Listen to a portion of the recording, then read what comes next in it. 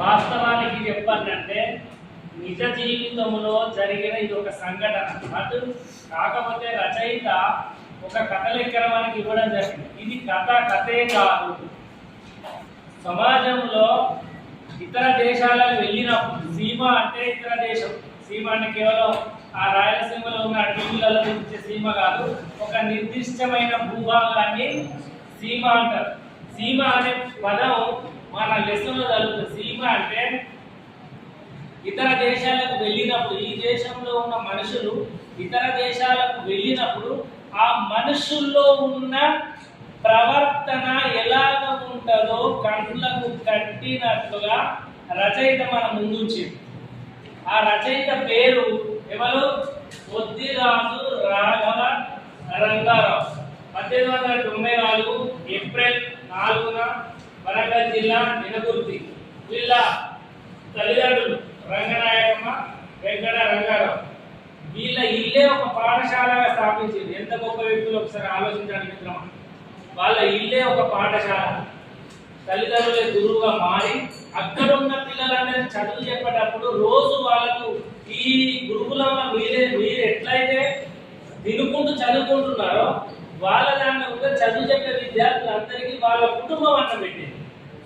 అన్నం పెట్టి అట్లా కొంతమంది విద్యార్థులు వాళ్ళు చదువు చెప్పడం అనేది జరిగింది. ఆ విధంగా పొద్దిరాజు రంగారావు ఏం చేసిందంటే, చదువుకున్న ఒక వ్యక్తి, ఈ దేశంలో చదువుకున్న ఒక వ్యక్తి ఇతర దేశాలకు వెళ్ళినప్పుడు అతనిలో వచ్చిన ప్రవర్తన ఎలా ఉంటుందో తెలియజేయడానికి ఈ పాఠం యొక్క ఉద్దేశం మన కోసం ఇవ్వడం జరిగింది. ఇది కేవలం ఒక కథగానే చూడకుండా నిజ జీవితంలో ఏ కాలానికైనా యూజ్ అయ్యేటట్టుగా, ఏ కాలానికైనా ఉపయోగపడేటట్టుగా, ఒక 20 ఏళ్ల కింద, ఒక 40 ఏళ్ల కింద, ఒక 100 ఏళ్ల కింద రాసిన కథ కావచ్చు. కానీ ఈనాటికి కూడా మన జీవితంలోకి అన్వయించుకునే విధంగా ఈ కథ, ఈ స్టోరీ ఉంటుంది. సమజే 1919లో ఒక ప్రింటింగ్ ప్రెస్ పెట్టి ఒక పత్రికను సంపాదించి, ఒక పత్రికను వాళ్ళు ఏర్పాటు చేయడం జరిగింది. ఎందుకు పత్రికను ఏర్పాటు చేయాలంటే, ప్రజల్లోకి తమ భావాలను, ప్రజలను చైతన్యపరచడానికి ఇది ఒక మంచి సాధనంగా ఉపయోగపడడానికి ఒక పత్రికను 1922లో ఆగస్టు 27న తెలుగు ఒక పత్రికను స్థాపించారు.